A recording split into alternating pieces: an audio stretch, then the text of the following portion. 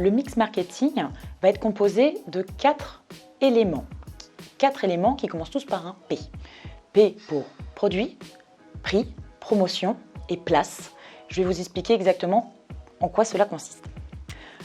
Concernant le produit, vous allez devoir mettre au point une véritable stratégie et dans un premier temps décrire toutes les caractéristiques de votre produit ou de votre prestation de service.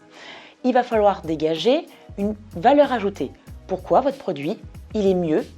Qu'est-ce qu'il a en plus par rapport à vos concurrents? Concernant le prix, vous devez mettre en place une stratégie de tarification. Selon ce que vous choisissez, cela va mettre en avant votre positionnement. Si par exemple, vous choisissez de pratiquer des prix qui sont beaucoup moins chers que vos concurrents, faites attention à ce que cela ne soit pas perçu de manière négative. En effet, dans l'esprit des consommateurs, des prix très bas peuvent être assimilés à une mauvaise qualité, mauvaise conception, etc.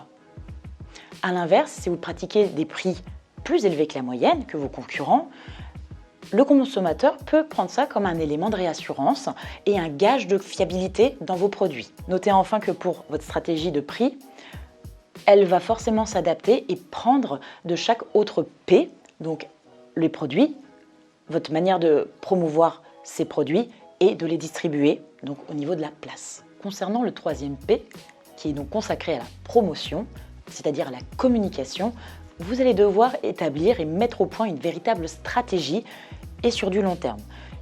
Il existe en effet 3 objectifs qu'il vous faudra atteindre. Dans un premier temps, vous faire connaître, vous faire aimer ensuite, pour enfin faire agir. Vous pouvez utiliser différents outils, différents supports et médias. En général, on les classe justement dans 2 grandes familles, les supports et la communication média et la communication hors média. Dans la communication média, vous allez retrouver finalement les médias de masse, les plus traditionnels, comme la télé, la radio, le cinéma, mais aussi Internet.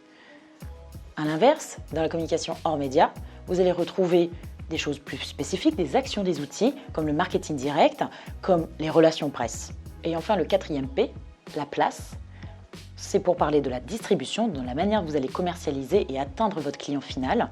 Pour cela, vous allez devoir concevoir ici aussi une stratégie. Avec qui allez-vous travailler pour distribuer vos produits? Vous allez donc identifier des partenaires clés. Ils vont vous aider, ils vont jouer le rôle d'intermédiaire dans la commercialisation de vos produits. Cela peut être des grossistes, des courtiers, etc. Et c'est à vous d'identifier les partenaires avec qui vous voulez travailler. Vous pouvez opter pour différentes formes de distribution, plus ou moins longues. Par exemple, vous pouvez opter pour un circuit direct, où il n'existe aucun intermédiaire entre vous et votre client final, ou alors un circuit court, en intégrant un intermédiaire seulement entre vous et le client final, ou encore en intégrant plusieurs entre vous et le consommateur et client final. Et dans ces cas-là, forcément, le prix va être revu à la hausse. Donc vous l'aurez compris, plus le circuit est long, plus il y a d'intermédiaires et plus votre produit prendra de la valeur, son prix augmentera puisque vous allez devoir prendre et appliquer une marge. Les avantages de travailler avec un distributeur sont nombreux. Cela vous permet de mieux couvrir une région, une zone de chalandise, d'atteindre plus vite vos clients, alors que vous, en interne, pour le moment, en pleine phase de démarrage, ce n'est pas forcément évident de le faire.